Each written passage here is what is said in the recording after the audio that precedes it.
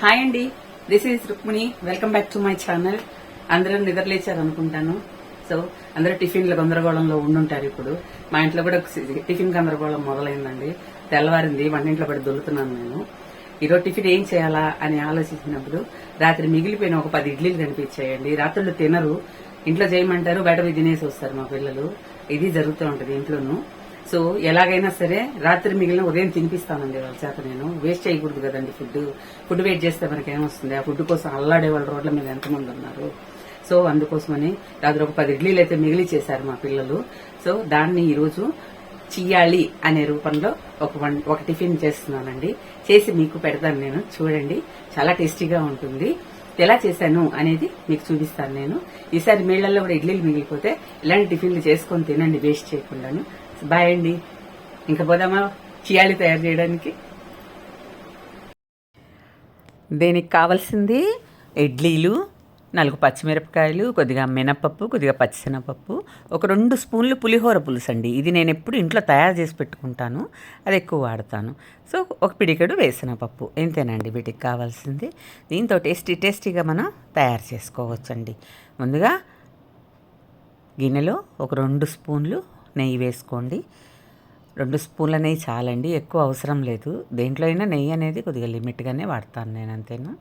కానీ నూనె బదులు నెయ్యి వాడతాను, అంతే. 2 స్పూన్ల నెయ్యి వేసుకొని దాది ఒక్కరో దూరగా వేగిన తర్వాత ముందు వేసిన గుండ్లు వేయించుకోవాలండి. వేసిన గుండ్లు వేగడానికి కొద్దిగా టైం పడుతుంది కాబట్టి ఫస్ట్ వాటిని వేపుకోవాలి. అవి ఒక 60% వేగిన తర్వాత దాంట్లోకి మళ్ళా పచ్చిశనగపప్పు, మినప్పప్పు వేయాలండి. ఇవి కూడా బాగా కొద్దిగా వేగిన తర్వాత, అంటే ఏవి మాడకుండా వేగిన తర్వాత దీంట్లోకి పచ్చిమిరపకాయలు వేసుకోవాలి. పచ్చిమిరపకాయలు బాగా కొద్దిగా వాడిన తర్వాత, కొద్దిగా బాగా వాడాలండి, లేదంటే పచ్చి వాసన వస్తుంది. 4 పచ్చిమిరపకాయలు వేసి బాగా వాడనివ్వండి. వాడిన తర్వాత దీంట్లోకి మిగిలినవన్నీ వేసుకోవాలండి. ఇది చాలా రుచిగా ఉంటుందండి. పాత రోజుల్లో ఇలాంటివే కదండి తిండ్లు. ఇప్పుడంటే బయట ఆర్డర్లు పెట్టుకోవడం, తినడం ఇవన్నీ చేస్తున్నాం.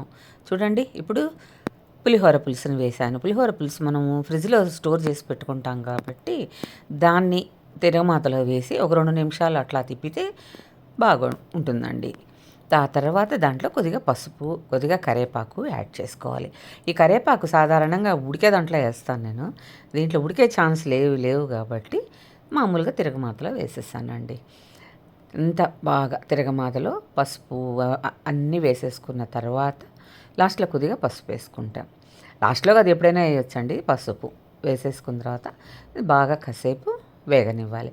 పప్పులు మాడకుండా లో ఫ్లేమ్లో పెట్టి వేపుకోండి, అది చాలా బాగుంటుంది. మాడాయంటే రుచి పోతుందండి. ఇంకా ఫైనల్గా ఇడ్లీ ముక్కలు వేసి అన్నీ నీట్గా వేసుకొని కలుపుకోవడమేనండి. బాగా కలుపుకోవాలి.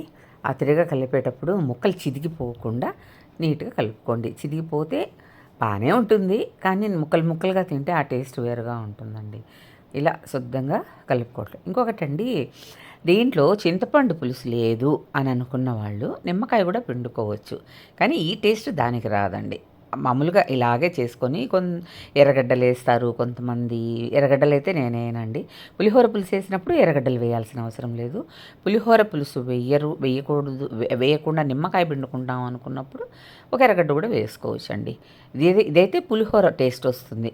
ఇది సపరేట్గా పులిహోర పులుసుతోనే చేస్తామన్నమాట. ఈ రకంగా శుభ్రంగా నీట్గా లో ఫ్లేమ్లో కానీ తిప్పుకుంటూ ఉంటే చక్కగా పులుపు అంతా అన్ని ముక్కలకు పడుతుందండి. పులుపు, ఉప్పు, పసుపు అంతా కూడా. ఉప్పు అస్సలు వేయబడలేదండి, ఎందుకంటే పులిహోర పులుసులో ఉప్పు ఉంటుంది, తర్వాత ఇడ్లీలో కూడా ఉప్పు ఉంటుంది కదండి, ఇది సరిపోతుంది. కాబట్టి ఉప్పు అనేది పొరపాటును కూడా వేయబాకండి. వేశారంటే పులుపు వచ్చేస్తుంది. ఇంకా ఫైనల్గా కొద్దిగా కొత్తిమీర వేసుకొని శుభ్రంగా సన్నగా కట్ చేసి కొత్తిమీరని వేసుకొని దాన్ని కూడా కలిపి తిప్పుకోవాలి. కొత్తిమీర ఇచ్చే ఫ్లేవర్ ఏది ఇవ్వదండి మనకి, ఏ డిష్లో అయినా సరే. కొత్తిమీర వేస్తే ఆ రుచి వేరుగా ఉంటుంది, ప్లస్ ఆరోగ్యానికి కూడా మంచిది కదండి కొత్తిమీర. చాలా మెడిసినల్ వాల్యూస్ ఉంటాయి కొత్తిమీరలో, కాబట్టి మనము కొత్తిమీర కూడా వేసుకోవచ్చు అన్నమాట. ఇది మా చిన్నప్పుడు మా అమ్మ అయితే దాదాపు ఒక 20 ఇడ్లీలు ఇలాగే చేసేదండి. చేసి అందరికీ పెట్టేదన్నమాట. ఇడ్లీలుగా పెడితే రోజు ఇడ్లీ అని తినేవాళ్ళం కాదు మేము. అందుకని ఒక్కరోజు అది పనిగా ఇడ్లీ పెట్టి రాత్రిపూట పొద్దున్నే ఇలా చియాళ్ళు చేసి పెట్టేదండి. ఎందుకంటే రోజు ఇడ్లీ పెడతాం. మా అమ్మ ఏంటంటే ఈ దోశలు ఇవి పోయాలంటే మేము 4 సంతానం అండి. నలుగురికి 4 16 దోశలు పోయాలని బాధ ఆమెకి. అందుకు అలా చేసేదన్నమాట. బాగుంది కదా. అయిపోయిందండి, చేసేసాను. వంటింట్లోకి వస్తే ఎండాకాలం చెమట పోసేస్తోందండి. ఈ 10 నిమిషాల పనికి స్వెట్టింగ్ ఎక్కువైపోయింది. అయినా సరే ఇదిగోండి టేస్టీ చియ్యాలి రెడీ అయిపోయిందండి. ఇది ఎలా చేశాననేది మీకు పెట్టాను నేను, చూడండి. చాలా బాగుంటుందండి. మీరందరూ అనుకుంటుండొచ్చు ఏంది ఆంటీ అన్ని పాత వంటకాలే పెడుతుందని. పాతవి తినడం మొదలు పెడితే కొత్తవి బయటవి తిండ్లు తినడం ఆపేస్తారండి. అందుకోసమే నేను ఇవే తింటాను, ఇవే పెడతాను. మీకు నచ్చితే లైక్ చేయండి, షేర్ చేయండి అండ్ సబ్స్క్రైబ్.